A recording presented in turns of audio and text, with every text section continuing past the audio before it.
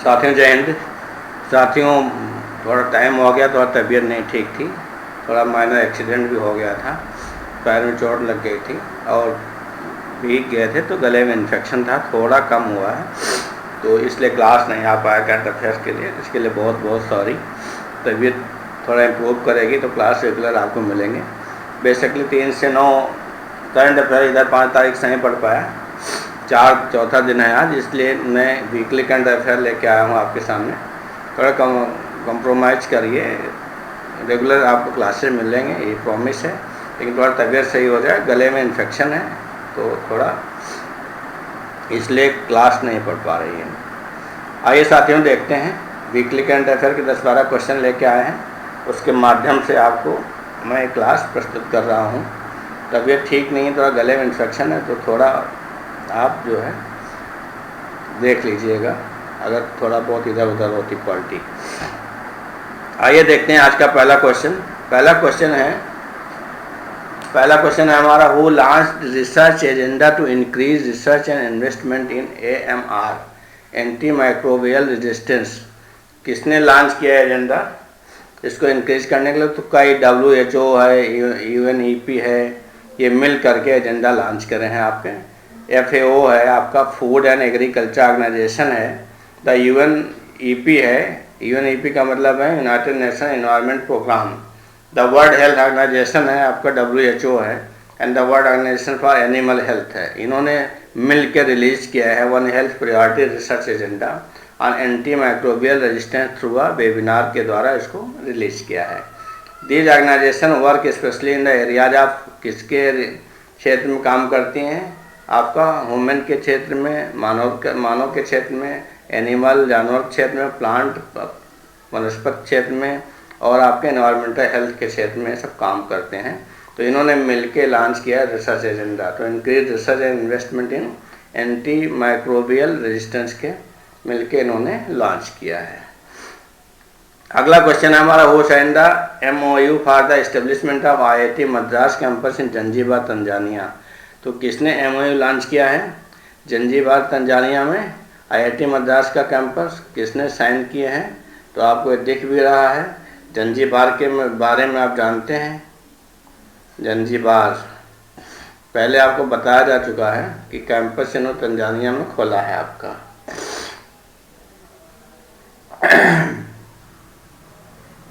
तो ये किसने लॉन्च किया है?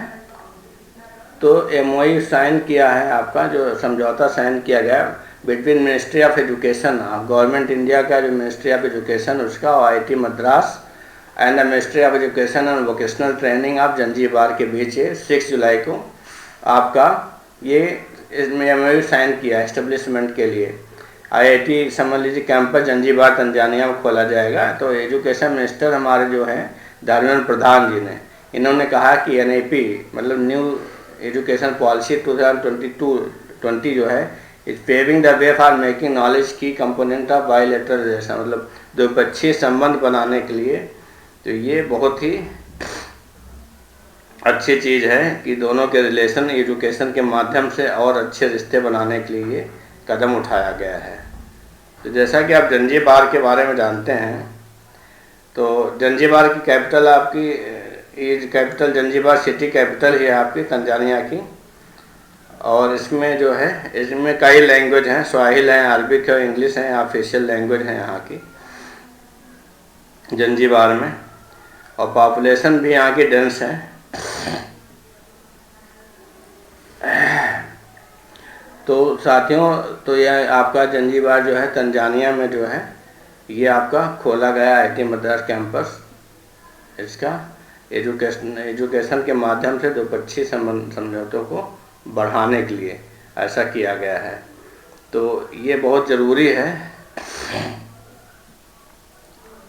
तो इस कैंपस को करने के लिए आपका एजुकेशन मिनिस्टर जो हमारे हैं श्री धर्मेंद्र प्रधान जी ने कहा है कि हमारी नेशनल एजुकेशनल पॉलिसी 2009 शिक्षा नीति, उसके अंतर्गत जो है नॉलेज को बढ़ाना, की पॉइंट ऑफ बायलैटरल रिलेशन को मजबूत करना है एजुकेशन के माध्यम से।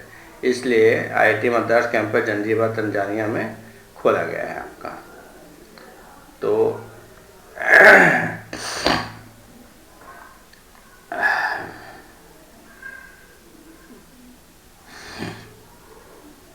सॉरी दोस्तों, थोड़ा गले में इन्फेक्शन ज़्यादा है, इसलिए थोड़ी दिक्कत हो रही है। तो जंजीबार के बारे में ज़्यादा नहीं, जैसे आपको जो है ये हिंद महासागर का एक द्वीप है और ये पूर्वी मध्य अफ्रीका तट से कम 22 किलोमीटर दूर स्थित है। 1964 में जंजीबार पेम्बा द्वीप और कुछ अन्य छोटे द्वीपों के साथ संयुक्त तंजानिया गणराज्य बनाने के लिए ये टांगानिका के साथ जुड़ गया था। तो ये इसकी हिस्ट्री रही। अगला क्वेश्चन है हमारा, हु लॉन्च इंस्टाग्राम थ्रेड्स और टेक्स्ट बेस्ड मैसेजिंग ऐप। तो मेटा ने लॉन्च किया है, जुकरबर्ग ने, जो है आपकी पेरेंट यूनिट है आपकी फेसबुक की, उन्होंने लॉन्च किया है ट्विटर को टक्कर देने के लिए। तो ये मेटा सीईओ मार्क जुकरबर्ग ने अनाउंस किया है लॉन्च ऑफ थ्रेड 5 जुलाई को अनाउंस किया। Thread looks very similar to Twitter की जैसे ही है। People can use their Instagram user name on threads use कर सकते हैं। 500 कैरेक्टर का मैसेज हो, long thread post short message भेज सकते हैं। तो ये बहुत बड़ी टक्कर है। एक दिन में इसके फॉलोअर्स 1 करोड़ से ज़्यादा हो गए थे। तो आगे चल के ट्विटर को बहुत बड़ा जो है कंपटीशन देने वाला है। पहली बार 12 साल में मार्क जुकरबर्ग ने जो है ट्वीट किया था, ट्विटर के माध्यम से इसको लॉन्च किया, थ्रेड का, इंस्टाग्राम थ्रेड्स। तो मेटा ने लॉन्च किया। मेटा जो है आपकी फेसबुक की पेरेंट यूनिट है। अगला क्वेश्चन है साथियों, what are release in the world investment report 2023 regarding FDI in developing countries. जो हाईलाइट क्वेश्चन रहे वीक के, वही क्वेश्चन हम लेके आए हैं साथियों। थोड़ी तबीयत ठीक नहीं है तो थोड़ा प्लस माइनस हो सकता है। तो वर्ल्ड इन्वेस्टमेंट रिपोर्ट जो है आपकी 2023 रिलीज किसके, अंकटाड ने रिलीज की। किसने रिलीज की है? UNCTAD, UN conference on trade and development. तो FDI इन डेवलपिंग कंट्रीज, इसने बताया कि 662 बिलियन अमेरिकन डॉलर जो है ये है आपका इसका, इन्होंने बताया है कि मतलब 662 बिलियन अमेरिकी डॉलर जो है ये है आपका।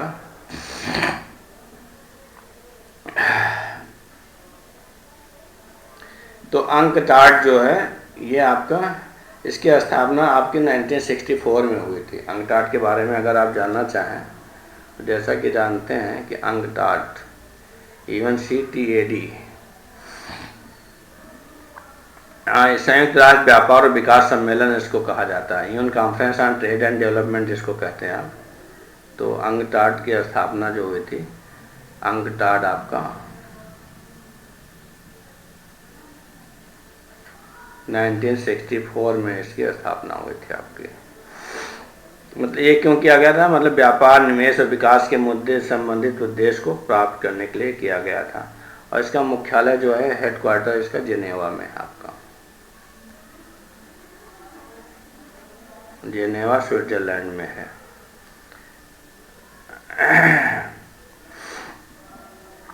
तो अंकटाड जो है मेनली, इसमें कंट्री कितने हैं? तो 193 कंट्री हैं।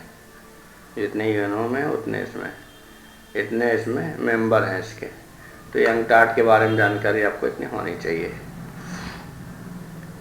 अगला क्वेश्चन हमारा है, हु लॉन्च्ड अम्मा पोखरी योजना। तो जैसे आप देख रहे हैं कि इमेज में नवीन पटनायक की आप छवि देख रहे हैं, honourable chief minister of Orissa के हैं। तो इन्होंने अम्मा पोखरी योजना, पोखरी का मतलब जानते हो, पोखर से है, तालाब से, मतलब जल से रिलेटेड योजना है। तो इतना आप समझ गए होंगे। तो अम्मा पोखरी योजना जो है तो किसके द्वारा? उड़ीसा के चीफ मिनिस्टर द्वारा लॉन्च की गई। अम्मा पोखरी, पोखरी का जैसे है पोखर, तालाब जैसे होता है, तो वही समझ लीजिए आपका ये योजना है। तो इन्होंने क्या किया है? तो ये मुख्य नवीन पटनायक जी हैं, आपके जैसे देख रहे हैं आपके इमेज में। ये मतलब अभी लास्ट थर्सडे को 115 शहरी स्थानीय निकायों में लगभग 2000 बड़े जल निकायों की पुनर्जीवित करने के लिए अम्मा पोखरी योजना शुरू की है। इसके लिए उन्होंने 120 करोड़ रुपए का लक्ष्य रखा है। तो कितना? 120 करोड़ रुपए इसके लिए जारी किए हैं। तो 2000 जो जल निकाय हैं उनको पुनर्जीवित करने के लिए, मतलब 2000 वाटर सोर्स जो है।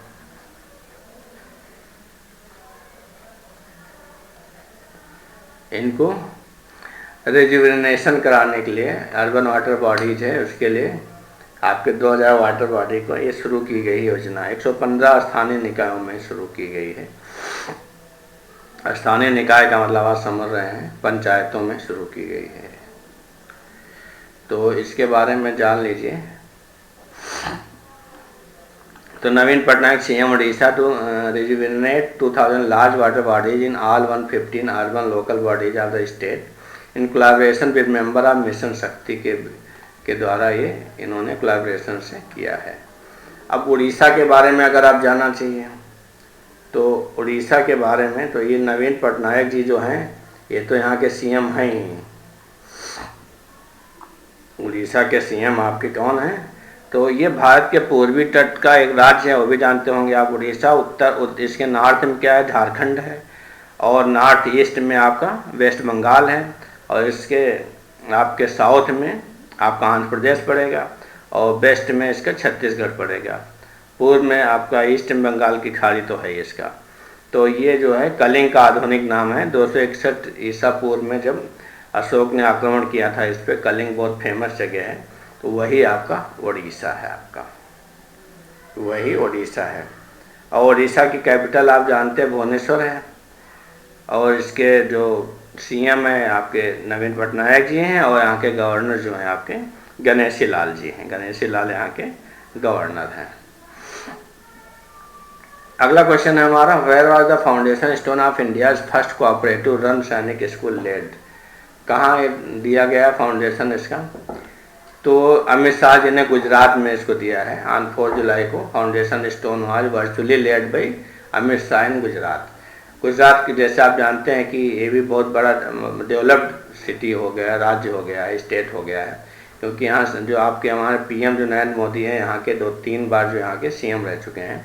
तो गुजरात कैपिटल गांधीनगर है, सीएम यहाँ के भूपेंद्र भाई पटेल हैं इस समय, गवर्नर आचार्य देवव्रत हैं, और बीजेपी की सरकार है यहाँ पे।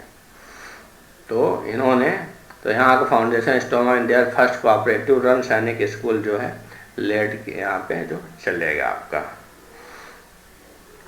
अगला क्वेश्चन है हमारा, who one government e market place award in the timely payments category for 2023? तो किसने जीता इसको? तो एनएलसी ने जीता है। ये न्यू वैली लिग्नाइट कॉरपोरेशन है आपका सॉरी, नवरत्न कंपनी है हमारी। 1956 में स्थापित हुई थी, और इसका मुख्यालय चेन्नई में है आपका, चेन्नई में है, और जो तमिलनाडु में पड़ता है, आपकी राजधानी है, कैपिटल है। तो Navratna company under the ministry of coal के अंतर्गत आती है।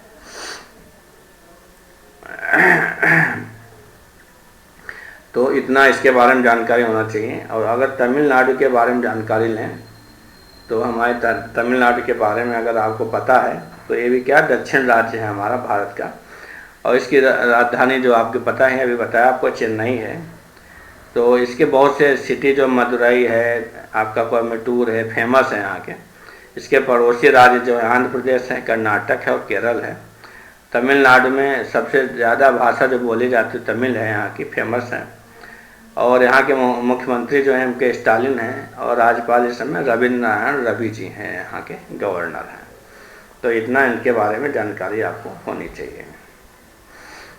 तो 38 डिस्ट्रिक्ट हैं यहाँ पे, और रीजन आपका साउथ इंडिया का आपका तमिलनाडु है। अगला क्वेश्चन है साथियों, who is to open 3rd Taipei economic culture centre in India? तो ताइपेई है, तो ताइवान ने खोला है, आपको पता होना चाहिए। तो ताइवान दिख रहा है आपका, Taiwan in the commercial capital Mumbai. Mumbai जो हमारी कमर्शियल कैपिटल है। TECC are present in new Delhi and Chennai. Motto इनका क्या है, enhance cooperation between both country. Taiwan और इंडिया के बीच में कोऑपरेशन जो है इनहेंस करने के लिए किया गया है। India and Taiwan do not maintain formal diplomatic ties, जो है इनके रिलेशन नहीं मेंटेन है। Taiwan officially the Republic of China, officially में आता country in the East Asia में पड़ता है आपका। कैपिटल इसकी ताइपे सिटी है, Taipei city. At present India है the India Taipei Association office in Taipei में। इंडिया है द इंडिया ताइपे एसोसिएशन है, ITA ऑफिस इन ताइपे में, जिसकी राजधानी में है। तो थोड़ा ये चाइना से जो क्लैश चलता रहता है इसका, तो उसको देखते हुए ताइवान से रिलेशन इंडिया के और मजबूत होने की ज़रूरत है।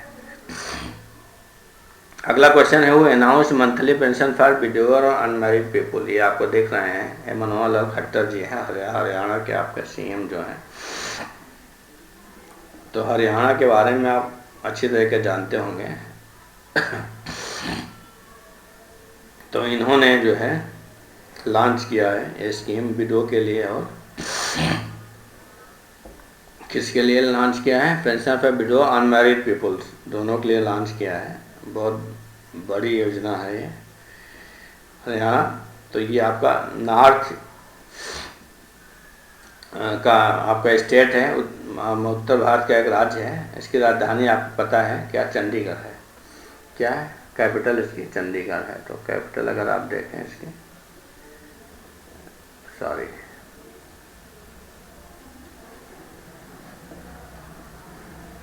कैपिटल चंडीगढ़ है आपके, चंडीगढ़ है आपकी कैपिटल इसकी। तो ये क्या है? नॉर्थ है पंजाब और हिमाचल प्रदेश, और साउथ और वेस्ट में राजस्थान से इसकी सीमाएं जुड़ी हैं। यमुना नदी इसके उत्तर प्रदेश राज्य के साथ पूर्वी सीमा को परिभाषित करती है। यमुना नदी इससे आपके उत्तर प्रदेश राज्य साथ इसकी जो ईस्ट सीमा है, बॉर्डर उसको उससे चलती है।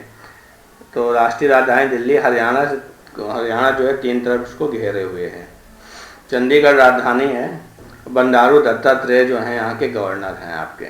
मनोहर लाल खट्टर यहाँ के सीएम हैं। इन्होंने लॉन्च किया है। बंडारू दत्तात्रेय यहाँ पे गवर्नर हैं।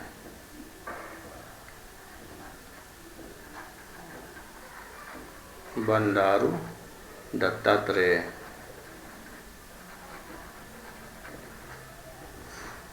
यहाँ के गवर्नर हैं आपके।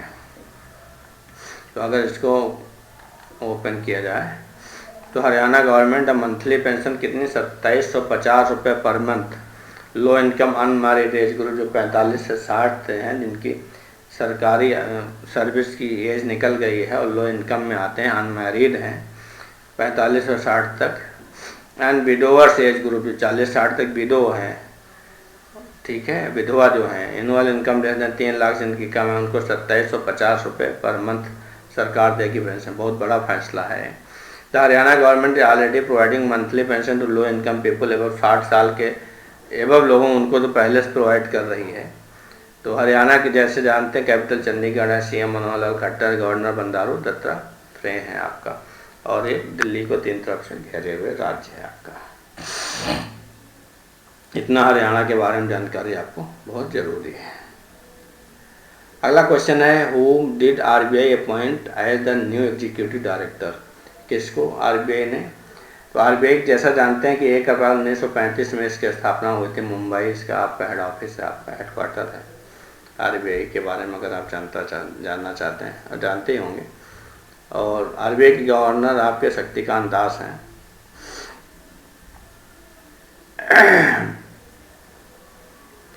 इसके पहले उर्जित पटेल थे, उसके बाद सक्सीडिंग जो इसके मतलब शक्तिकांत दास बने हुए हैं इसके गवर्नर आपके आरबीआई के।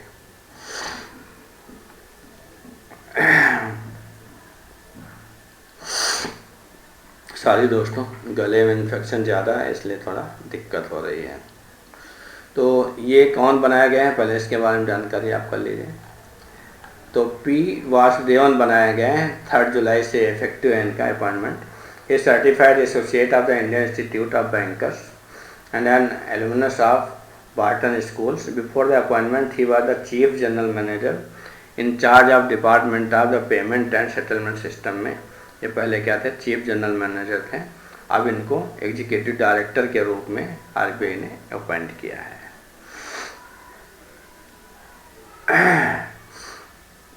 जैसा कि आप आरबीआई के बारे में आपको पता हमने बताया है, तो शक्तिकांत दास जो हैं इसके गवर्नर हैं आपके आरबीआई के।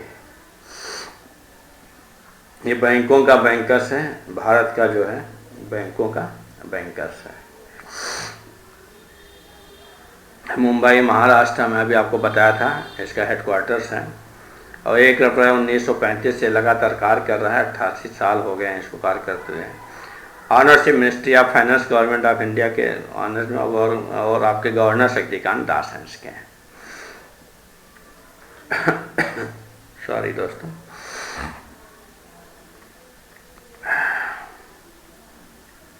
अगला क्वेश्चन है साथियों, which was the hottest day recorded at the global level according to the data from the US National Center for the Environmental Information। तो कौन सा 3 जुलाई जो है रिकॉर्ड किया गया हॉटेस्ट डे अभी तक का। द एवरेज ग्लोबल टेम्परेचर 17.01 था 3 जुलाई को, जबकि अभी तक था 2016 अगस्त का जो था रिकॉर्ड था 16.92 डिग्री सेल्सियस। इसका रीजन ये बताया गया था कि अल नीनो के प्रभाव से ऐसा हुआ। अल नीनो क्या होता है, ग्लोबल वार्मिंग का जो सबसे बड़ा इफेक्ट होता है, टेम्परेचर को इंक्रीज करता है। एटमॉस्फेयर और सी लेवल, सी टेम्परेचर के बिटवीन जो है इसको टेम्परेचर जो डिफरेंस होता है इसको इंक्रीज करता है अल नीनो, जिसके प्रभाव से जो होता है बारिश भी कम होती है और टेम्परेचर बढ़ता है, ग्लोबल वार्मिंग होती है। तो इसका सबसे बड़ा जो है आपका अल नीनो इसका इफेक्ट है। 3 जुलाई याद रखिएगा hottest day recorded global level according data किसके, यूएस नेशनल सेंटर के द्वारा ये एनवायरमेंटल इंफॉर्मेशन दी गई है। अगला क्वेश्चन है हमारा, which country one the south Indian football federation Saif championship for the 9th time. तो इंडिया ने जीता है, सैफ का 9वीं बार आपका जीता है। Asian football federation India 4 July को आफ्टर डिफीटिंग कुवैत को 5-4 से हरा के पेनाल्टी शूट आउट में श्रीकांत वीरा स्टेडियम बेंगलुरु में इंडिया ने कारनामा किया है। और आपका 9th टाइम 9वीं बार आपका सैफ जीता है आपका साउथ एशियन फुटबॉल फेडरेशन, इसका फुल फॉर्म याद रखिएगा। और सैफ का फुल फॉर्म याद रखिएगा। कौन जीता है तो कितनी कौन सा संस्करण जीता है इंडिया ने, तो 9th बार जीता है। किसको हरा के जीता है याद रखिए, कुवैत को हरा के जीता, 5-4 से डिफीट किया है। 4 जुलाई को पेनाल्टी शूट आउट के दम पे इसने किया है। तो साथियों ये रहे आज के हमारे क्वेश्चन। धीरे धीरे क्वालिटी इंप्रूव होगी साथियों। थोड़ा गले में इन्फेक्शन है और थोड़ा पैर में दर्द था, माइनर एक्सीडेंट हो गया था। तो 4-5 जैसे जो क्लासेस का डिसकंटिन्यू था, इसलिए 5 को पढ़ा था और उसके बाद तो उसके पहले कैजुअलिटी 1 दिन हो गई थी, रिश्तेदार की डेथ हो गई थी, वहाँ जाना पड़ा था। उसके बाद थोड़ा तबीयत भीग गए थे, इन्फेक्शन हो गया था गले में, और थोड़ा आज थोड़ा सही हुआ। तो मैं वीकली 4-5 दिन के जो मेन इंपॉर्टेंट क्वेश्चन थे वो लेके मैं आपके लिए आया था।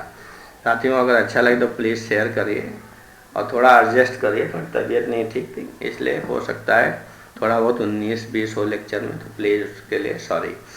तो साथियों आप चैनल देखते रहिए और इसको शेयर अवश्य करिए पसंद लगे, और चैनल को सब्सक्राइब कर लीजिए, बेल आइकन ऑन कर लीजिए, जिससे आपको टाइम से वीडियो मिल जाए और उसको देख करके आप उसका लाभ उठा सकें। धन्यवाद साथियों, जय हिंद साथियों।